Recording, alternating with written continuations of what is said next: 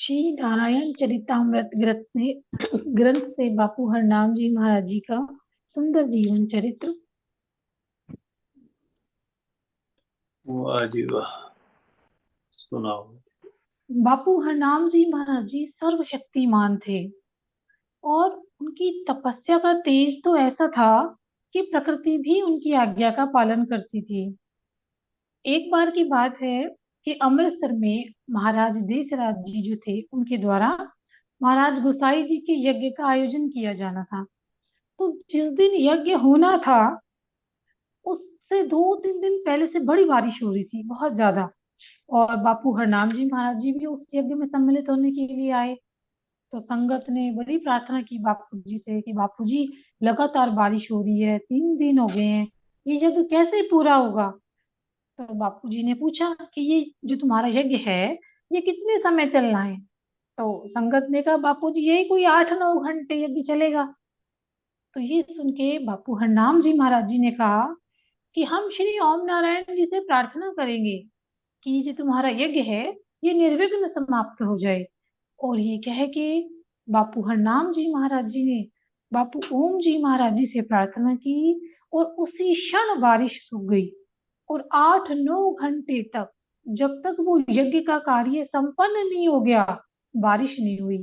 और यज्ञ जैसे ही संपन्न हुआ बारिश फिर से शुरू हो गई। तो ऐसे थे बापू हरनाम जी महाराज जी, वाह वाह वाह। सर्वशक्तिमान, और ऐसी जय उनकी शक्ति। जय बापू कमाल जी। भाई, तुम मोटे वाला थले। हाँ। इतनी वाक सिद्धि थी बापू हरनाम जी महाराज जी में, जैसी हम बस। हम्म। बापू हर भगवान जी महाराज जी में देखिए। ऐसी वाक सिद्धि बापू हरनाम जी महाराज जी में भी थी। वो जो बात अपने मुंह से कह देते थे, उनका वचन कभी खाली नहीं जाता था। कहते हैं कि ऐसे दिव्य संत जिस पे भी कृपा कर दें, जिस मनुष्य के ऊपर इनकी कृपा हो जाए, तो उसके तो आधि देविक और आधि भौतिक सारे ताप नष्ट हो जाते हैं और वो तो सारे पापों से मुक्ति पा लेता है अगर ऐसे संतों की कृपा दृष्टि पड़ जाए। तो ऐसा ही एक उदाहरण आता है कि दिल्ली निवासी जो चौधरी अविनाश चंद्र जी हैं, सभी जानते भी हैं उनको। जब वो बाल्यावस्था में थे, बहुत छोटे थे, तो उनको दौरे पड़ते थे। तो उनकी माता जी उनको बापू हरनाम जी महाराज जी की शरण में ले गई। अब बापू जी ने अविनाश जी के गले में एक रक्षा कवच रूप में एक धागा डाला। इसके बाद वो बताते हैं कि उनको कभी दौरे नहीं पड़े जीवन में। और एक दिन वो जो रक्षा रूपी धागा महाराज जी ने डाला था वो अपने आप लुप्त हो गया। उस कवच ने, जो रक्षा रूपी कवच था, उसने अपना काम किया और अविनाश जी को पूर्ण रूप से स्वस्थ कर दिया। और कभी ऐसी समस्या उनके जीवन में कभी दोबारा नहीं आई। तो ये बात पूरी तरह से सच है कि संतों की कृपा से तो मनुष्य के तीनों ताप नष्ट हो जाते हैं और उसका जीवन एक ऐसे पथ पे चलने लग जाता है जो सीधा ईश्वर की शरण में लेके जाता है, जिसका साक्षात उदाहरण हमारे बुद्ध भैया हैं, जिनके ऊपर बापू जी की इतनी कृपा है कि जो इतने हजारों हजारों लोगों को भी इस पथ पे अपने साथ लेके चल रहे हैं, सीधे ईश्वर के सानिध्य में लेके जा रही हैं।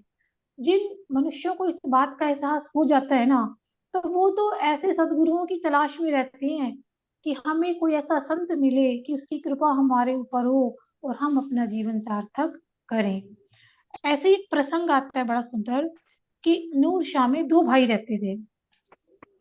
जो बड़ा भाई था वो तो बापू जी के संगत में इतना नहीं रहता था, लेकिन जो छोटा भाई था वो बापू हरनाम जी की बड़ी सेवा करता था। और जो बड़ा भाई था वो हमेशा गुस्सा करता था छोटे भाई को, बहुत गुस्सा करता था। छोटे भाई का नाम था पोखर दास। हमेशा कहता था जब देखो 24 घंटे बापूजी के पास बैठा रहता है, उसको बड़ा बुरा भला कहता था। तो एक दिन हुआ ये कि जो छोटा भाई था पोखर दास, वो बापूजी के चौबारे पे ऊपर की मंजिल में बैठ के बापूजी की सेवा कर रहा था। और वहां पे जो ठाकुर जी के पुत्र संतराम जी हैं वो भी वहां पे बैठे हुए थे। तो थोड़ी देर में जो बड़ा भाई था वो आया और चौबारे के नीचे खड़ा हो गया और बोला, ओए पोखरदास, थल्ले आवे ना, जदों वेखे संता दे कोलो घुसिया रहंदा है, थल्ले आ। और बड़ा गुस्सा करने लग गया, बड़ा बुरा भला वो अपने भाई को कहने लग गया, छोटे भाई को। अब इतना गुस्सा उसका देख के और ऐसी ऐसी बातें सुन के वहां पे संत राम जी भी बैठे हुए थे, तो उन्हें बड़ा बुरा लगा कि कैसे बोल रहा है ये अपने छोटे भाई को। तो जो छोटा भाई था पोखरदास, उसकी आंखों में आंसू आने शुरू हो गए कि बड़ा भाई उसको इतना बुरा कह रहे है। अब उसने तो, बड़े भाई ने तो डांटा, नीचे से आवाज लगा लगा के, और गुस्सा करते हुए वो जो है वहां से बाहर निकल गया। और थोड़ी देर ही आगे चला था, तो रास्ते में एक भटियारन मिली, जो काम करने वाली मजदूर वगैरह स्त्री होती है, वो थी। तो वो उससे बहस करने लगा, बड़ा भाई।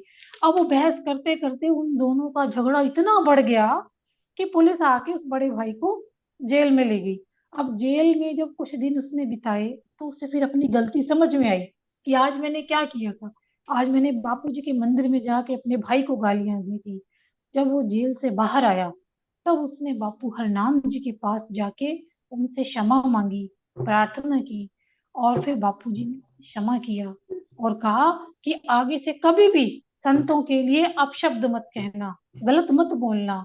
और बापूजी ने फिर उसको आशीर्वाद भी दिया। और उसके बाद उसने कभी अपने छोटे भाई को नहीं डांटा, कभी गुस्सा नहीं करा, और कभी उसको मना नहीं किया कि तुम बापूजी के पास ना जाओ या उनकी सेवा ना करो।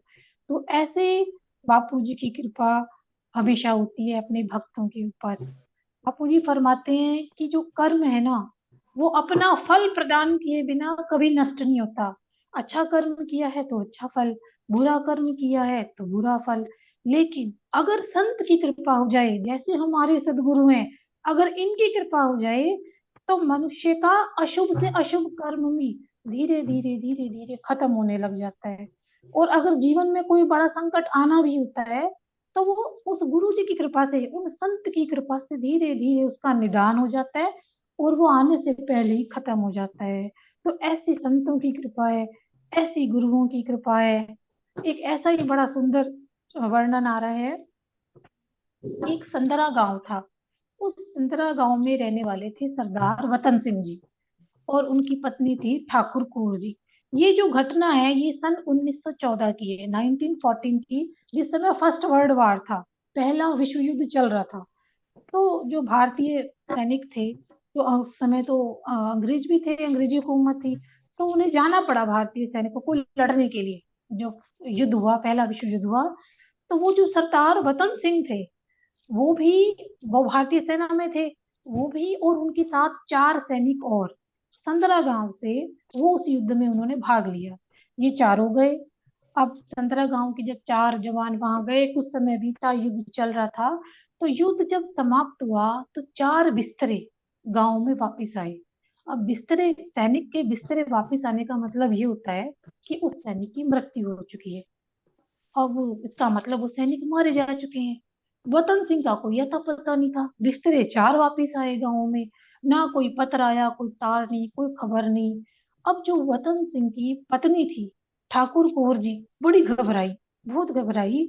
और उन्होंने बापू हरनाम जी के पास नंदाचौर जाने का निर्णय किया। उन दिनों संदरा गांव से नंदाचौर जाना, रास्ते में बड़ा घना जंगल आता था। और ठाकुर कौर जो थी, वो सवेरे सवेरे मंदिर पहुंच गई। जब वो मंदिर में पहुंची, उन्होंने देखा कि बापू हरनाम जी तो ध्यान में बैठे हुए हैं। ठाकुर कौर आई, बैठी, प्रणाम किया बापू जी को, कुछ देर चुपचाप बैठी रही, चली गई। अगले दिन फिर आई, फिर बैठी, बापूजी को प्रणाम किया, कुछ नहीं बोली, फिर चली गई। ऐसा करते करते 2 दिन, 4 दिन, 5 दिन, 6 दिन बीत गए। वो आती, घने जंगल के बीच से होके सवेरे सवेरे आती, बापूजी के दर्शन करती, वहां बैठती। बापूजी ध्यान में मग्न होते थे, और कुछ नहीं बोलती थी, और बैठ के वहां से चली जाती थी। अब जब 6 दिन बीत गए, तो अपने मुंह से तो उन्होंने कुछ कहा ही नहीं था बापूजी को। 7वें दिन जब वो बापूजी के पास आई, प्रणाम करके बैठ गई। बापूजी ध्यान अवस्था में थे, ध्यान खुला, बापूजी शांत मुद्रा में बैठे हुए थे, बापू हरनाम जी महाराज जी। और एकदम से बापूजी शांत मुद्रा में बैठे हुए थे, सामने ठाकुर कौर जी बैठी हैं, भक्त लोग भी बैठे हैं। एकदम से बापूजी खड़े हुए और कहने लगे, बापूजी, बापूजी, इसनु में नहीं जान देना, बापूजी, इसनु में नहीं जान देना, बापूजी, इसनु में नहीं जान देना। 3 बार बापूजी ने ये बात बोली, 3 बार खड़े होके बोली, और बापूजी से प्रार्थना की। और उन्होंने बीबी कौर से कहा, बीबी कौर घबरा नहीं, तेरा पति ठीक है। बापू जी से उन्होंने कहा कि इसमें मैं नहीं जान देना, बीबी कौर घबरा नहीं, तेरा पति ठीक ठाक है, उसकी टांग में गोली लगी है, जा वापस चली जा, जा, वो वापस आएगा, वो वापस आएगा। और ये बात बिल्कुल सच हुई। जिस समय बापू हरनाम जी ने ये शब्द कहे अपने ध्यान से उठ के, उस समय दरबार में उनके भक्त भी बैठे हुए थे, बापू श्रद्धाराम जी महाराज जी भी वहां विराजमान थे। सबने ये कौतुक देखा बापू हरनाम जी महाराज जी का। ठाकुर कौर घर वापिस आई और 1 महीने बाद वो वतन सिंह भी घर आ गया वापिस। और इस घटना से इतना विश्वास उस दंपति का बापू जी के चरणों में हो गया कि वो बहुत बार जो है वो नंदा चौराते महाराज जी को मत्था टेकते और उनसे आशीर्वाद लेते। धीरे धीरे समय बीता, उन दोनों की 6 संतानें हुई। और वो जो 6 संतानें थी वो एक एक करके मृत्यु को प्राप्त हुई, कोई जीवित नहीं बची। फिर बापू हरनाम जी के चरणों में बड़े दृढ़ विश्वास से दोनों मियाँ बीबी ने बड़ी प्रार्थना की। तब बापू जी ने उन्हें आशीर्वाद दिया और उन्हें पुत्र प्राप्ति हुई। बेटा हुआ उनके यहाँ एक, जिसका नाम था स्वर्ण सिंह, उन्हीं के यहाँ बेटा हुआ। और उस स्वर्ण सिंह के 3 पुत्र हुए, 3 बेटे हुए, जिनमें से जगविंदर सिंह धामी जो बड़े बेटे उनके थे वो आज भी नंदाचौर के विशिष्ट नागरिकों में गिने जाते हैं। दूसरे थे नरेंद्र सिंह धामी जो इंग्लैंड में रह रहे हैं और बड़ा सुखी जीवन व्यतीत कर रहे हैं। और तीसरे भाई थे उनके सुरेंद्र सिंह जी, जिनका स्वर्गवास हो चुका है। तो ऐसे ही हमारे बापू हरनाम जी महाराज जी ईश्वरीय रूप, जिनके पावन पवित्र जीवन चरित्र उनकी सुंदर लोक कल्याणकारक लीलाओं का सुमधुर वर्णन करते हैं। ऐसे बापू जी के चरणों में कोटि कोटि प्रणाम, कोटि कोटि प्रणाम। जय बापू, जय बापू। जय बापू जी वाह, बहुत सुंदर, धन्यवाद। बापू हरनाम जी महाराज के चरणों में एक दो अंतरे सिर्फ पढ़ते हैं इसका, कि मेरे प्यारे गुरु हर नाम तिज में शक्ति बड़ी महान, मेरे प्यारे गुरु हर नाम तुझ में शक्ति बड़ी महान, तुझ में शक्ति बड़ी महान, नहीं कोई महाबली तुझ सा, तेरी जग में ऊंची शान, नहीं कोई महाबली तुझ सा। माता हर कौरा का दुलारा, पिता पूरण दास का प्यारा, माता हर कौरा का दुलारा, पूरण दास की आंख का तारा, पूरण दास की आंख का तारा, पाया जन्म हेड़िया नाम, पिता पूरण दास का प्यारा, पाया जन्म हेड़िया ग्राम,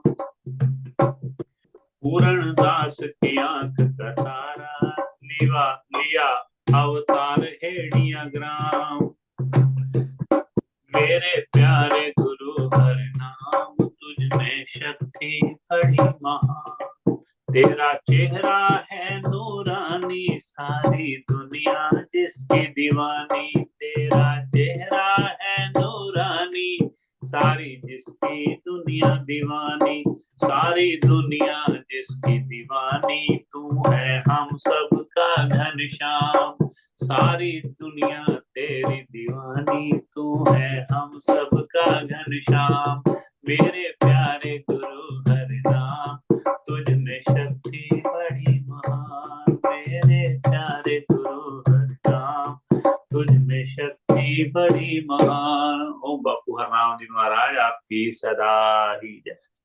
समय को ध्यान रखते हुए वही थोड़ा सा गाया, फिर बाकी कल परसों गाएंगे। 27 तक रोज कोई ना कोई एक दो अंतरे कोई भजन गा दिया करेंगे बापू हरनाम जी महाराज का। हाँ जी, थैंक यू रोजी, बहुत प्रेम से बड़े भाव से बड़ा आप तैयारी करती हैं, इसको पढ़ती हैं, फिर इसके नोट्स बना के सारा आप सुनाती हैं। आपका बहुत बहुत धन्यवाद।